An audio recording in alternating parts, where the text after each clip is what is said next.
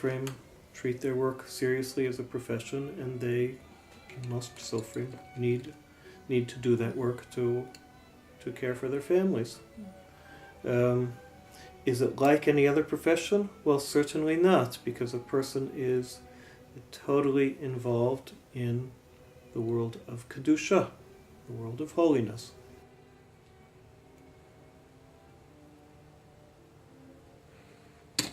Many men go into writing, choose to write, because they want to stay connected to a world of holiness, and not not separate their lives into times of work which are in a more blunt way separated from holiness, and then moments in the morning and in the evening, times of study and times of prayer, where they connect themselves again. I grew up in a slightly traditional Jewish family, but in no way a religious or observant family. So there were times, certainly in my youth, that I saw a scroll of the Torah opened. I saw the letters, and I think there must be very few people who can say in honesty that it's not in any way impressive, that is exceptionally curious and awakens some kind of a romantic thought of perhaps the mystical, or at least of an ancient sense of things. The motivation to write is made up of a lot of parts. One is the beauty of being involved in a pursuit which is creating Kedusha, creating that which is of holiness. Right? In these texts, the words bear holiness. The words altogether become the holiness which is a mezuzah, or a Sefer Torah, or a pair of tefillin. And just with a little scratching the surface a little bit, there's a very deep understanding that each letter in itself is a reflection of an ultimate spiritual reality. So there can be a tremendous motivation from those perspectives. Yeah, so he says there on the top, Tzarich l'dakdek b'chaserot v'yeterot. The sofer has to essentially be very careful with words that are written chaser, meaning they're missing a letter that you might think should be there, but is not there. And the opposite, yeterot, when there's a letter added, which is really not necessary, but if it's part of the Torah, it has to be like that. So sofer has to be careful with chaserot v'yeterot. Why? She'im chaser o yeter ot achat, because if one letter is missing or added, psulim, the project that you're writing, is not kosher. After I started to learn, and I knew some of the thoughts and traditions about letters, and I began devoting large parts of my time towards writing. It was obvious to me, it wasn't really a decision, it was obvious to me that I wanted to pursue the deeper traditions about writing, about letters, because writing and letters are a fundamental image of where reality is, of how reality can be described.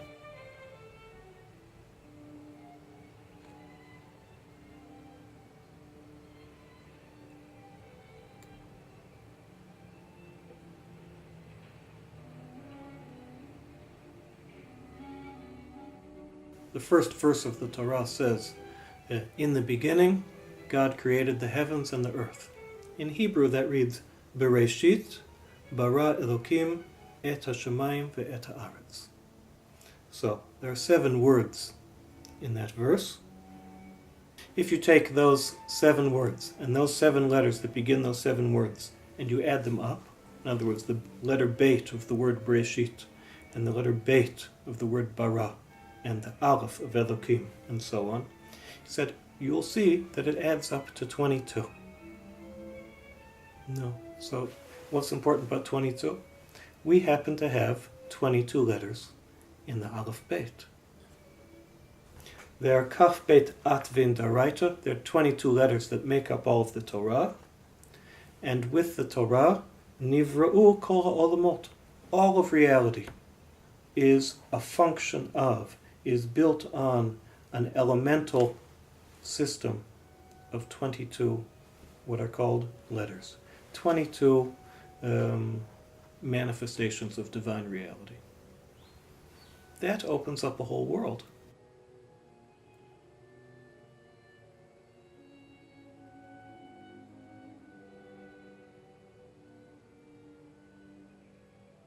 A letter is not simply acceptable, not simply kosher, because the reader knows which letter it's supposed to be. A letter, in order to be kosher, has to fulfill at least minimal requirements of appearance.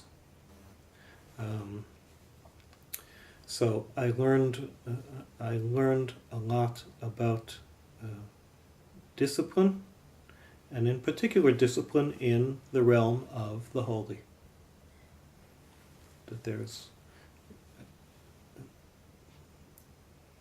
I can't recall, but I think in general there is an assumption that as a person rises into the realm of spirituality, out of physicality, that perhaps the strictures, the high definition, fades away, and things become more free. That's not true here.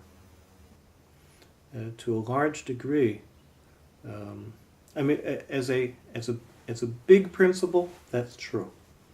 That as we genuinely rise towards oneness of God, there's a reality of the strictures of the boundaries falling or easing.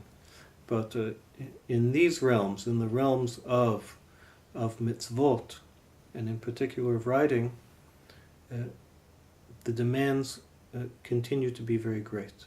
A letter, in order to hold its spiritual reality, has to be properly formed. Just like,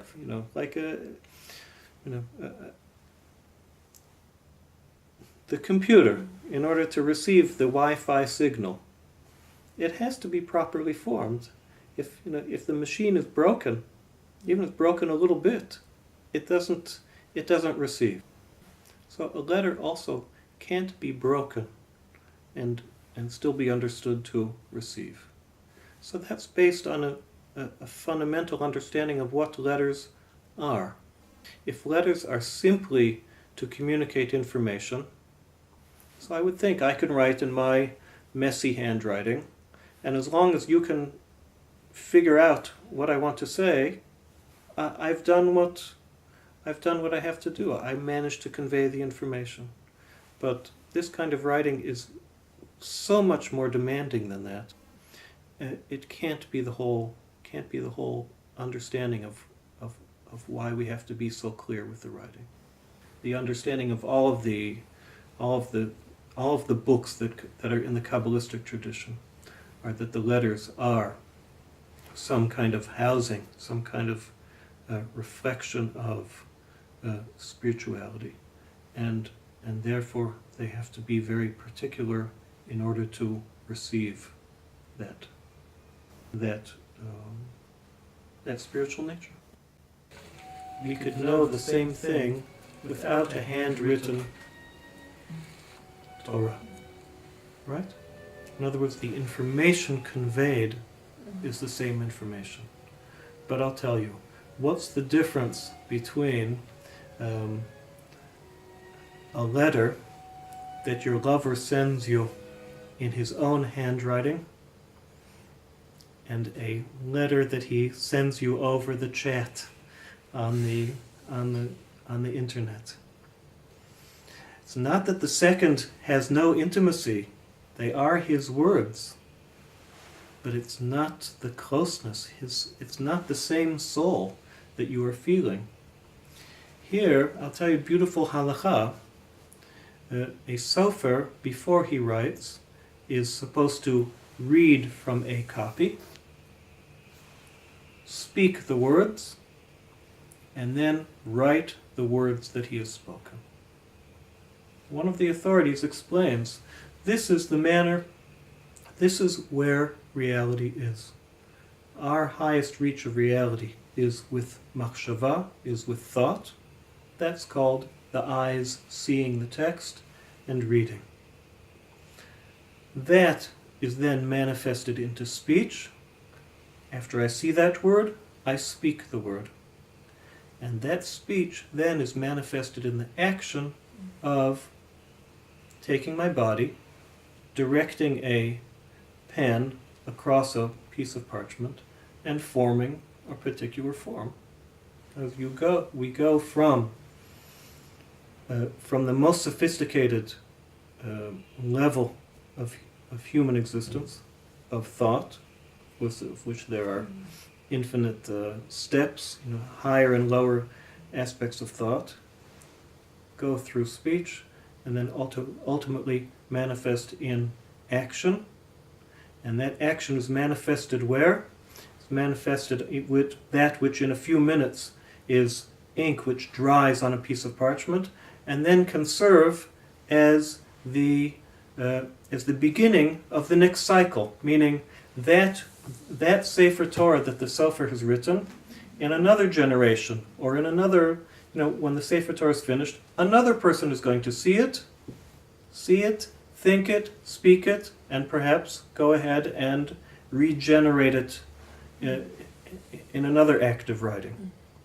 There is an image of infinity here, which is very striking.